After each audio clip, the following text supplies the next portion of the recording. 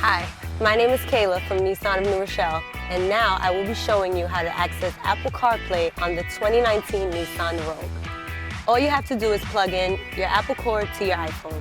Once that's plugged up, you'll follow the prompt on your screen, pressing allow to access while it's locked. From there, you will see all of your apps. You can make phone calls, text messages, listen to music, and even access your navigation. Rather than paying for navigation to come equipped in your vehicle, you can access 3 different GPS systems on your smartphone. Your regular maps that comes built into your iPhone, my personal favorites, Google Maps or Waze. You can easily access Waze, choosing to go home, to your area of work, or even typing in where you'd like to go.